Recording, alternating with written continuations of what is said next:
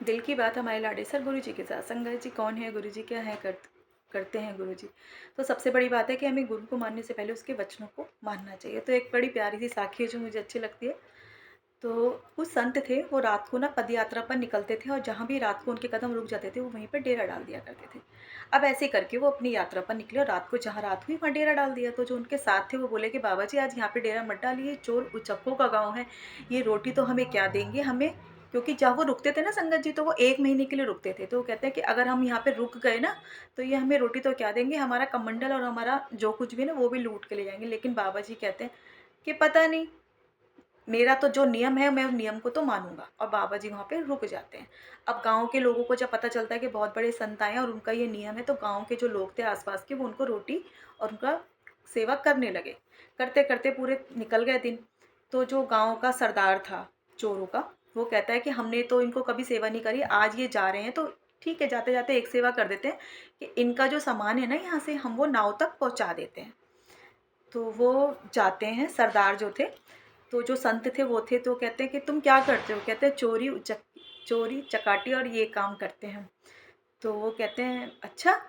तो कहते हैं जैसे आपका काम भजन और कीर्तन है, हमारा काम ये है। तो वो कहते हैं हाँ कोई बात नहीं, जो आपका काम है आप वो करते हो, जो हमारा काम है हम करते हैं।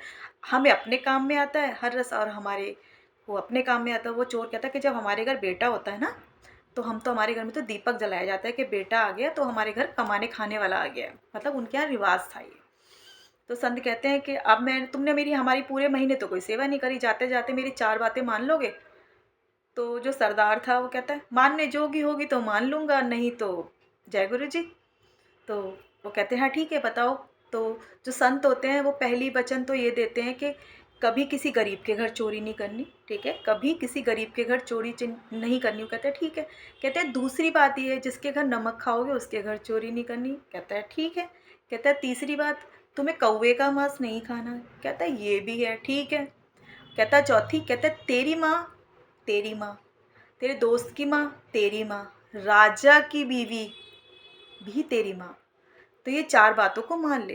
तो वो जो चोर का सरदार होता है ना, वो सोचता है कितनी बड़ी बात बोल दी इन्होंने, ये कैसे संत है लेकिन इन्होंने बातें तो ऐसी करी हैं बेवकूफ़ वाली।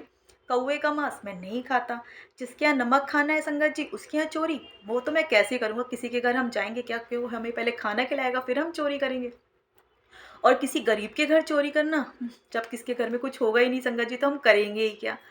और तीसरी बात जो उसने बोली कि तेरी माँ तेरी, तेरे दोस्त की माँ तेरी और राजा की बीवी भी तेरी माँ। तो वो कहता है कि ठीक है। अब संत अपनी बातें 4 कबूलवा के वहाँ से चले जाते हैं। अब जो सरदार होता है वो रात को चोरी करने के लिए जाता है।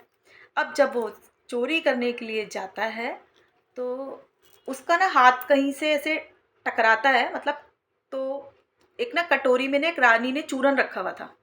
तो वो जो चूरन उसको ना वो ऐसे, मतलब हाथ टकराता, तो 2 कटोरी रखी हुई थी, एक कटोरी में पानी था और एक कटोरी में चूरन था। तो वो सोचता है कि मैं ऐसे अपना जो कट गया है ना हाथ से खून को रोकूं, तो वो जैसे ही करता है ना अंधेरे के अंदर, तो वो जो गलती से हाथ है ना नमक के अंदर लग जाता है। और वो ऐसे चाट के कहता है, वो यूं ही ऐसे करता है, तो वो कहता है नमक खा लिया। अब इसके घर तो चोरी करनी नहीं है। अब उधर क्या होता है, जो राजा होता है, पहले तो संगत जी पता है ना कितनी कितनी उम्र के राजा छोटी छोटी उम्र की रानियों को जीत कर ले आते थे। अब वो जैसे खटक होती है तो वो रानी उठती है और राजा सो रहा होता है पर देख रहा सुन रहा होता है, मतलब ध्यान में होता है। तो वो जो रानी थी, राजा था 50 साल का और रानी होगी समझ लो 15-20 साल, 15 साल की। तो वो कहती है कि मेरा जो पति है ना ये मुझे जीत के लेके आया लेकिन मैं इसके साथ खुश नहीं हूँ, तो ये सो रहा है तो मुझे लेके चल यहाँ से। तो वो जो होता है ना राजा, तो वो सुन रहा था सारी चोर की बातें।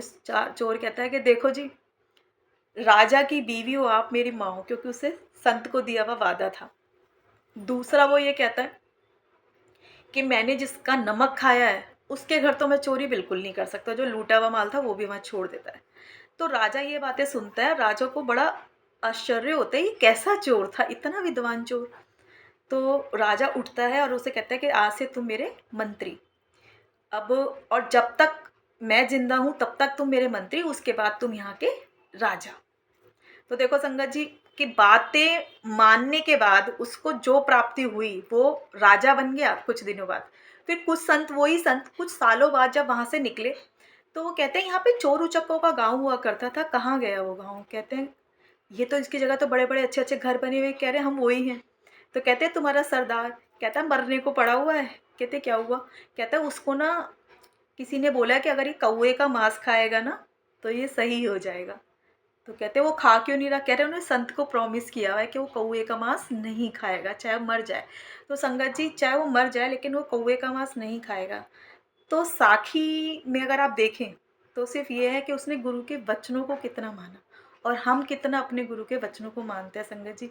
तो ये साखी मुझे बहुत अच्छी लगी, तो मैंने आप लोगों से शेयर करी। जय गुरु जी।